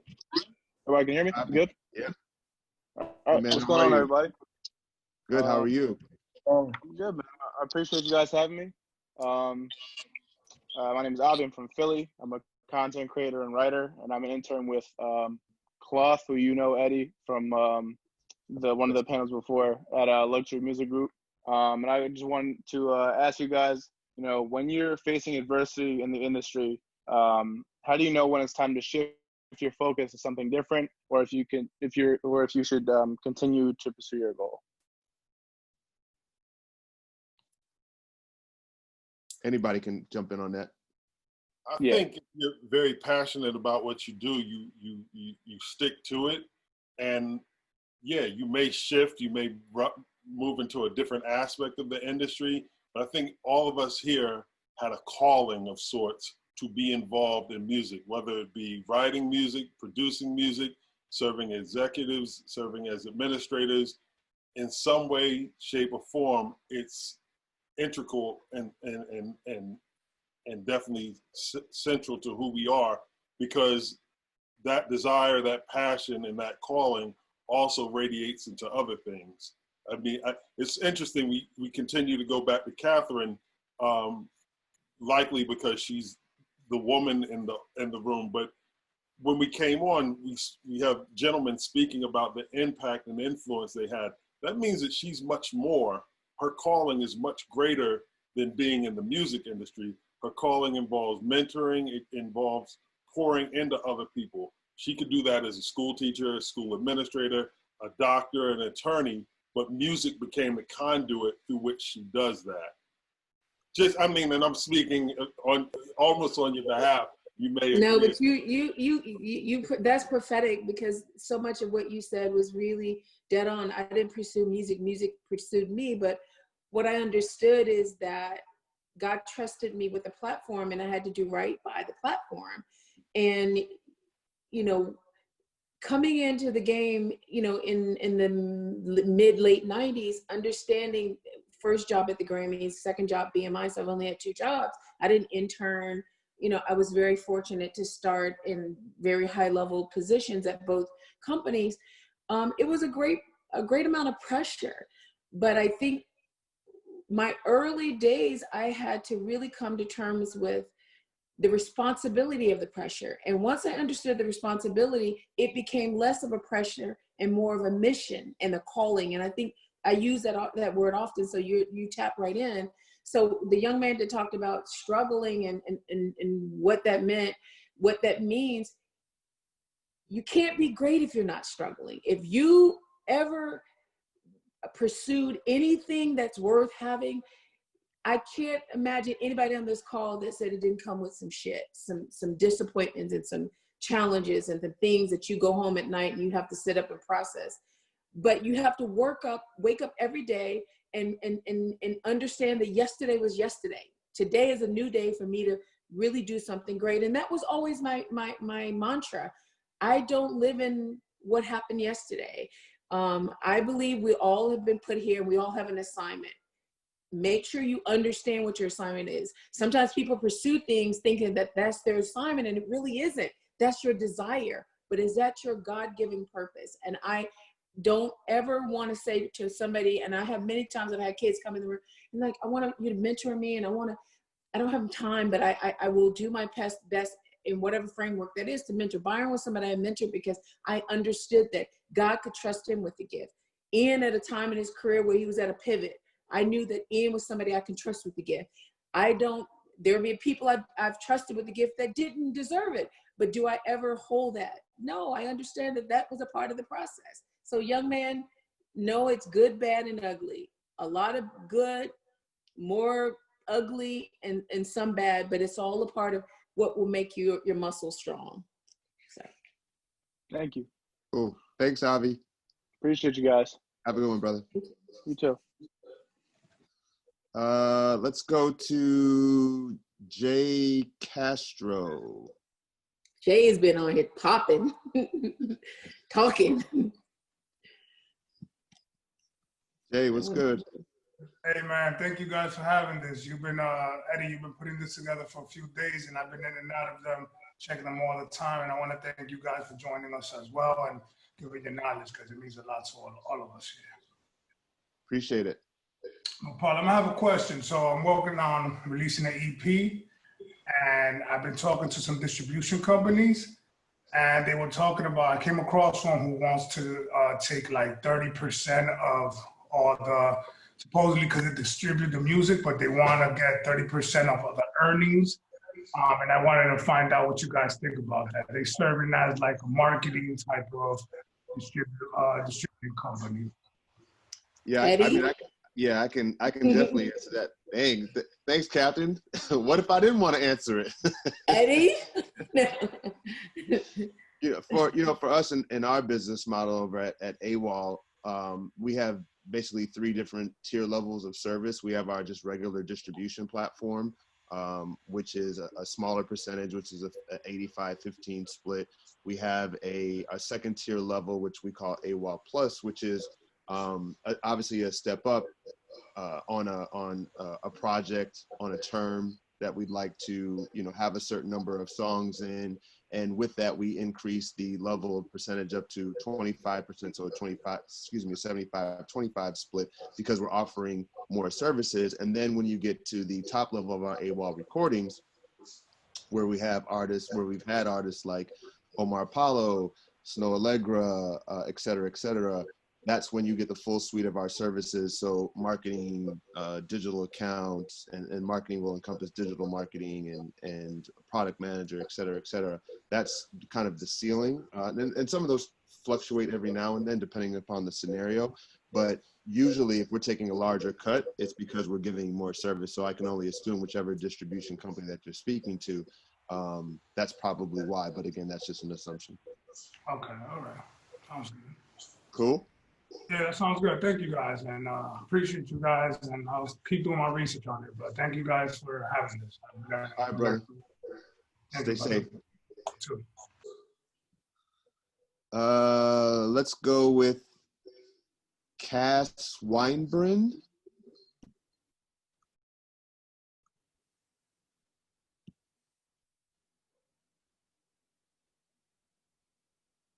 You. What's up, Cass? What's going on? How are you doing? Good.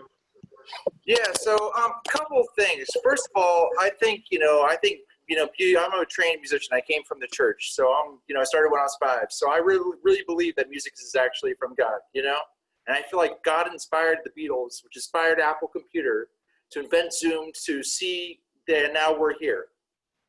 Come together, as the Beatles say, you know what I mean? And I think that's what he really wanted in this, for me to celebrate my family's Passover, because I'm Jewish, but I mean, together via Zoom, but also to see all the musicians playing on the Zoom big band lives, I mean, music's for me is my passion and my training, and I'm an educator, I teach.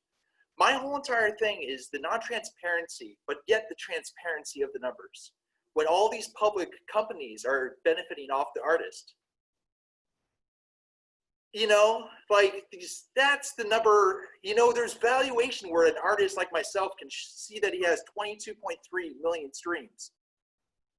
Is there something to say about that? Because of my understanding, I've also done a lot of stuff in the hip hop world and whatnot. I worked with really cool records, but I again did this for the right reasons, for my training, my studying Bach, studying Gershwin,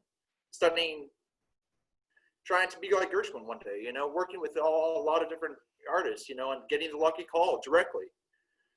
So, I would love to see a way that we could figure out, to help the artist directly, individually, so everybody could win together and be inspired to make music, via this social revolution as Paul McCartney inspired, And thank you again for putting this on, and lucky I got onto this one.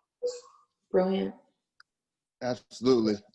Thank you for your comment and your feedback. Tab, you got something? I was just applauding him. That was dope. No, Appreciate same it. Here. Brilliant. A Good luck to study, you. and it's refreshing to see people take their craft seriously, and to me that resonates even through the Zoom, that your study of the game, and people like yourself will be ahead of the game because you are a study of the game. Yeah, I'm a musicologist at first. My heroes are jazz musicians. Jazz is another world.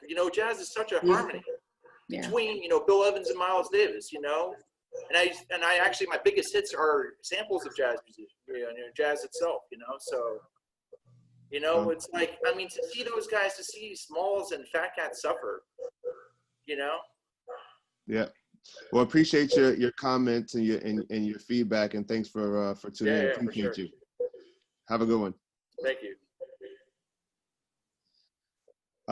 We'll take a few more. We are, as usual, gone over time, but when you're getting all this great information, sometimes you just gotta let it rock. We'll take 3 more questions, and let's start with Justine Okay.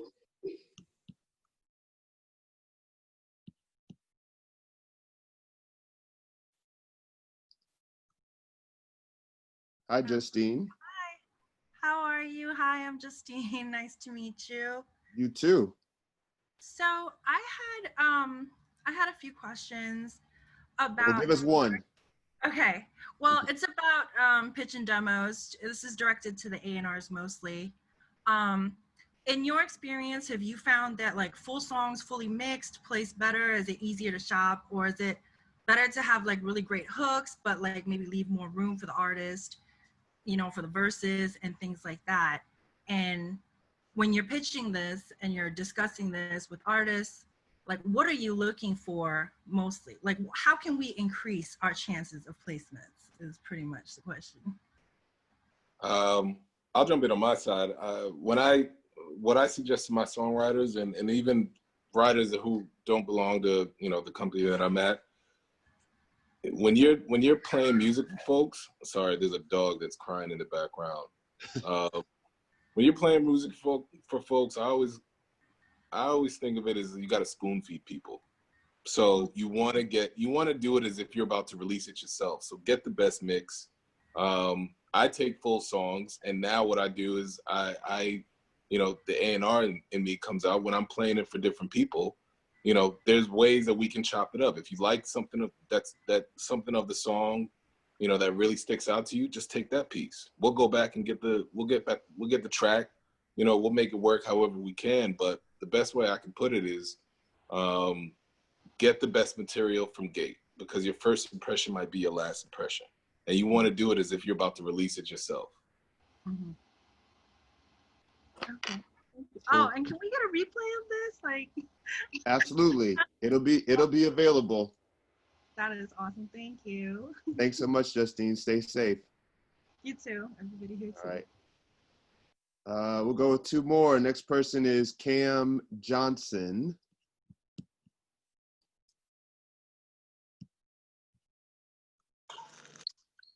Hi, Cam. Hey, how's it going? Appreciate you guys for having this. I'm a manager and up and coming A&R, and I mainly manage producers. My question was, if a producer has like millions of streams on YouTube, and I'm not saying millions and millions, but he has like videos with 700,000 streams, multiple ones, how do we get compensated from that? As far as from the YouTube, we can go through the PRO and through the artists. I know we have somebody on from SoundExchange. So if you guys could kind of speak to that from a PRO perspective, and what do you guys think YouTube plays as far as discovery as well for producer side? It just depends on the share. We pay 200%, 100% to the writer, and then 100% to the publisher. So it's 100 and 100, and then if there's 2 or 3 writers, that's divided. YouTube's numbers are still really small in terms of what you see for the number of streams. Absolutely make sure you register with the PRO. I think people believe, well, I registered and I'm good, but they don't register the songs. So registering means you have to have an online account and register the works of that person. And then it generally is about 3/4 for us, or most PROs, before you see money. That's still not a lot of money at 700, but collectively, when you start seeing billions of streams is where you start seeing money. But that's just on the digital side. If there's radio and play or other mediums by which the music is being heard, you'll start to see little money trickling in. But right now, still, traditional radio is still the biggest hit in terms of money. But the ownership piece, the larger the share, the more money your creatives are going to see. But I think you did the right thing by registering with the PRO. We can't hear you. Can't hear you. I say, yeah, we have we have Song Trust, and that's supposed to cover everything. That's like supposed to be our collection agency, and like he's registered with BMI as far as the songwriter, the producer. So I guess we just have to wait on that process. Like I was saying. How recent? When did you register them? Has it been pretty recent? January, like end of January. So it's early. They probably won't start seeing money probably until September, about 3/4 in. So okay, that is what they expected. I just trying to make sure that was industry standard, and I just appreciate you guys for your help. Thank you. I'll just add real quick. We in the interest of time, I'll run through it and not to hijack the webinar, but we pay artists, like I said earlier, we paid artists and rights owners directly. However, when the law was written, everybody in the creative process wasn't actually included in the bill. So there's a concession that we do at SoundExchange where we will pay producers with the LOD, a letter of direction.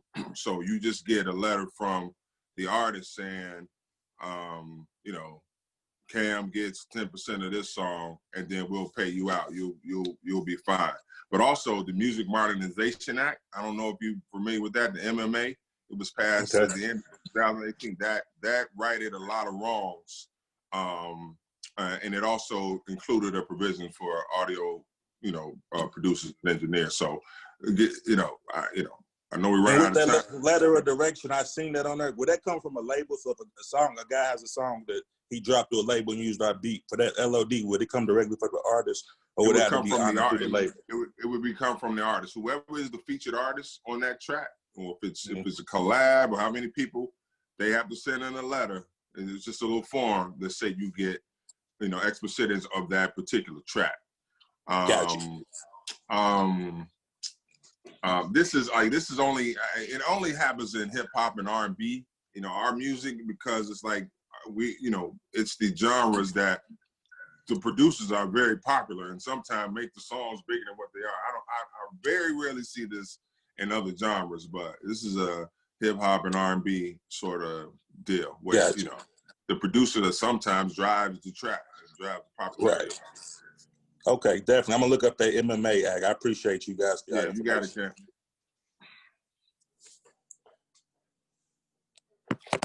All right. Thanks, Cam. Free. All right, last person. Let's go with Donovan Johnson.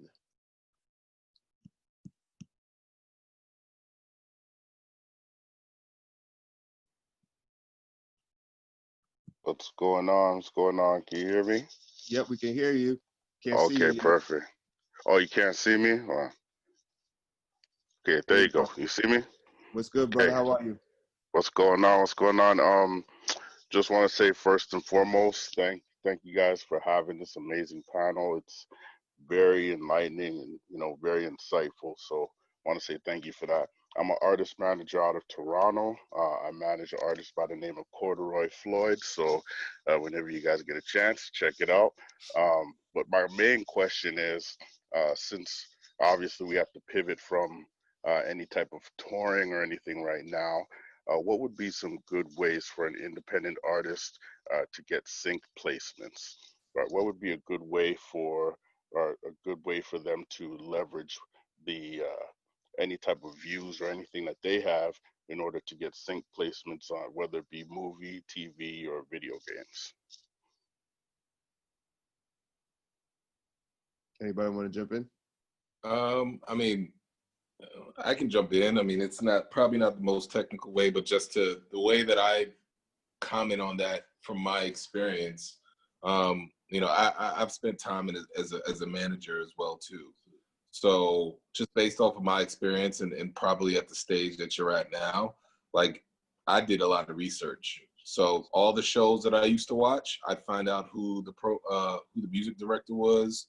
I'd go on Facebook. I'd do my due diligence and just really trying to figure out a way to how to build a relationship with them directly and get the music. Will they all respond? No. But you keep digging, you'll get somebody to respond. Somebody that's open to getting new music. And let's keep this in mind. They want music that isn't tied to publishing companies, that isn't tied to major recording labels, because there's a lot less red tape. So, you know, from a major publisher standpoint, or you know, from where I'm at now, it's tough to answer that because I deal with my songwriters. And I think we mentioned on the call earlier, like, you know, with COVID, things have shifted. So some companies aren't even in production until this kind of shifts a little bit. So yeah, from an independent standpoint, it does not cause harm to just try to build these relationships individually during these times. That, you know, I've done it. I've had success, and you want to take the chance of building your network that way too. Dope. Thank you. Yeah, I'll keep digging. If I could also add, I would not overlook the possibility of local vendors. I mean, there have to be businesses that can leverage and benefit from whatever following your artist. Man, it's weird because I don't see you, but I know you're here. But yeah, it can benefit. And that's, I mean, part of telling a story. You know, it's a marathon, not a sprint. And as things begin to open up again, if you can tell this story of how you've gotten some sync placements locally, then that may translate to whoever it is you're also, as Ian suggested, fostering relationships with during this quiet time, and say, hey, you know, follow us. When you're open again, I don't know what you're doing. I think this is something you should be interested in coming out of Toronto. And I'll also add, Shopify is in Canada. I think it's Ontario, but don't quote me.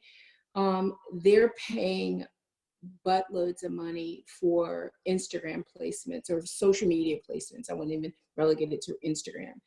And so Canada is a very fluid market. And I think so many times people outside the US spend so much time chasing the business and money here, and it's already pretty crowded with people who are working from here. It's much easier to try to get money in your own country. So look at some of your local resources. Shopify, I just bought some stock, very pricey, but they're making tons of money. Their valuation is through the roof, and they're spending a ton of money. I was a part of a deal. They gave somebody $100,000 for 2 posts. All they wanted them to do is post, and they were giving away money for the post. So the creative got $100,000. They put a post only on their story and took it down the next day. So look at some of your local entities for these type of opportunities. They're there, trust me. And Canada is a big film market. So yeah, those are some really good jewels right there. Yeah, I just saw the Shopify stock pretty much rise from 500 to the 700s. Crazy. Yeah, in a day, in 24 hours. Yeah, so Catherine got some bread to spend. That's a good look, but I'll definitely do that. But again, it goes to, you know, casting a broader net. And, you know, we are all in a position where, you know, it's look at what's in your back door. Sometimes we're chasing things around the globe when there's real money, and Shopify is really going to be a player for some time to come. The market is showing it. They've been Teflon Don, and funny enough, in a weird way, because I really wasn't even aware of them until 6 months ago. Yeah, they kind of cornered the market first, but I know, you know, time is short and everything's running out, so I just want to say once again, the artist I manage is Corduroy Floyd with a K. So, you know, guys, feel free to check him out. He's very dope. He's worked with Mike Hector out of LA, who produced for Kendrick and Omarion and so on and so forth. But thank you so much once again for all the, you know, the dope information. I really appreciate it. Hey, Donovan, there's a friend of mine in Toronto named Melissa McAllister. I'm not sure if you know her, but she does a lot of stuff in the Toronto area. And she also does. I know of her. Okay, she does a lot of music placement. Okay, I'm gonna have to hit her up then, for sure. Yeah. For she sure. knows a lot of folks. I work with her. But yeah, dope. Nice meeting you, man. Thank you, man. Thank you. All right, brother. Nice to meet you too. Stay safe. Peace. Amen. Peace. There we have it. Another one in the books. I want to thank everybody for tuning in. I want to thank Sean and Kobie and Byron and Tab and Catherine and Ian for joining and taking now 2 hours out of your evening. I know that obviously we're all in the house and, you know, we still have things to do. Yeah, man, I gotta go to the living room, man. Damn. Yeah. Gotta go cook some But food. But look, before we get out of here, and Tab, we did this the last one you were on. We got a big versus this weekend. Jill Scott versus Erykah Badu. Everybody has 30 seconds. We're gonna go around the room, and the Queen has the last word, as she should be, as it should be. Sean, 30 seconds. Who gets it? Jill You know, or Erica? You know damn well I cannot pick because you are recording this and they both my people. So we all are the winners. We all are the winners. That goes without saying. That's the disclaimer. I'm not. I see you wearing a wire, man. I can't do this, man. I can't do this, man. All right, we're gonna let you get that pass, Kobie. They're both remarkable songwriters, artists, and symbols of their time. Everybody want to be politically correct. Byron. I mean, can you really pick a winner? Yeah. Good luck. Yes. You don't get a pass because you showed up. Listen, There's gonna be a winner. So let me just stop right here because everybody wants to be politically correct. We did it, and Tab can attest. We did this with Babyface and Teddy Riley. So there's no difference, and everybody picked somebody. Oh yeah, okay. I mean, Jill Scott. I love Jill Scott, but you know, I think for this battle, I think Erykah Badu is gonna probably come with some heat. Yeah. Yeah. I mean, that's tough, you know, and I'm not gonna be political and say the culture is gonna win at the end of the day, but look, I might have my Pinot Noir ready to go, but I'm going with Erykah. I'm going Badu. I think it's not a hard call for me. I love Jill. You know, I rock with all the Hidden Beach folks from the days that me and you, Eddie, we're back in the Sony building on the label side. But damn, Erykah, man, like, are you kidding me? I think we all know, man. I got too many fun memories, too many nostalgic moments to not give it up to Erykah, man. Even just the energy when you see, I don't know if anybody's seen her live. Yeah, I have recently. Magic. But it's still magic. It still draws you in from top to bottom. And yeah, Badu, Miss Badu. I'm going with Erykah because we share the same initials, EB. I got my instinct ready. And the deal is still. No, my boy said it. Baidu all the way. Team Baidu. Hey, who gonna do You Got Me? Does everybody know the story behind that? Everybody knows that story, right? That's a good one. Everybody knows that story. But for those who don't, you tell the story, and then we'll get out of here. Real quick, like Jill recorded it first. They had to hurry up. You know, the label was like, you know, they had Erykah's version, so they had to hurry up and get it. So Erykah did the song again. So the Roots was like, yo, Jill, this girl is gonna be, this is the one. This is the one. They was like, nah, we need to go with something more established. So that's why Jill's album is called, they was like, who is Jill Scott? That's why the album is named Who is Jill Scott? Because of that song. Like, I don't know who gonna do the verse. I don't know who gonna do that song. It's gonna be. They got to throw that one out. I didn't know that part about who is Jill Scott. I knew about the. Guys, I got to jump. Thank y'all. I love you all. You guys are amazing. Jumping. Thank you so much, Catherine. We appreciate you. Thank you, Eddie. I didn't know. I mean, I just got the wire. Thanks for paying for me to be here, man. I didn't think it was gonna be this much, man. You break me off, Sean. You know what? You got to break me up because they ain't paid me. We got to go. The static. I need you to be closer. I gotta go. Bye, guys. Thank you all. Y'all be safe, man. Take care, guys.